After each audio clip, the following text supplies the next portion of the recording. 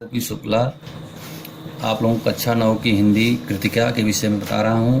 पहला पाठ है बाढ़ के विषय में है। उसमें कलकत्ता में बाढ़ आई हुई है और बाढ़ की विभीषिका का वर्णन है इस पाठ में। प्रश्न है पहला इसमें, बाढ़ की खबर सुनकर लोग किस तरह की तैयारी करने लगे।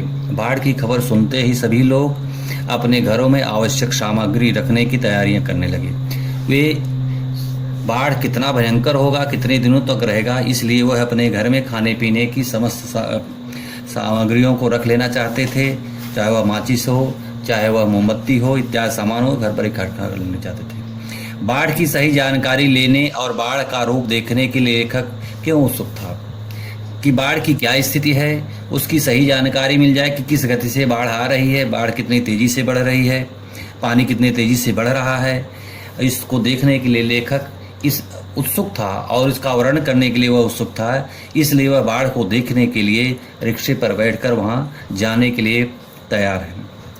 सबकी जबान पर एक ही जिज्ञासा है, पानी कहां तक आ गया है। इस कथन से जनसमूह की कौन सी भावनाएं व्यक्त हो रही हैं। इस कथन से जनसमूह की जिज्ञासु भावनाएं व्यक्त हो रही, जिज्ञासा की भावना व्यक्त हो रही है। सब लोग ये जानना चाहते हैं कि पानी किस स्तर पर है, कहाँ पहुंचा है, किस स्तर की हमें तैयारी करना है। अगला है, मृत्यु का तरल दूध किसे कहा गया है और क्यों।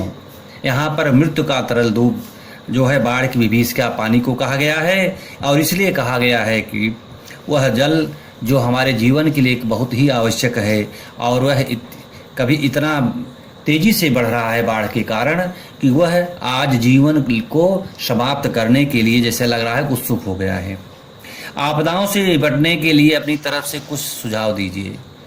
आप आपदा से किसी भी आपदा से निपटने के लिए सर्वप्रथम हमें आवश्यक सामग्री की व्यवस्था, खान पान की व्यवस्था, रोशनी की व्यवस्था और प्राथमिक उपचार की व्यवस्था हमें अवश्य कर लेनी चाहिए। अगला प्रश्न जो आवश्यक है, बाढ़ पीड़ित क्षेत्र में कौन कौन सी बीमारियों के फैलने की आशंका है। बाढ़ पीड़ित क्षेत्रों में जब बाढ़ घटने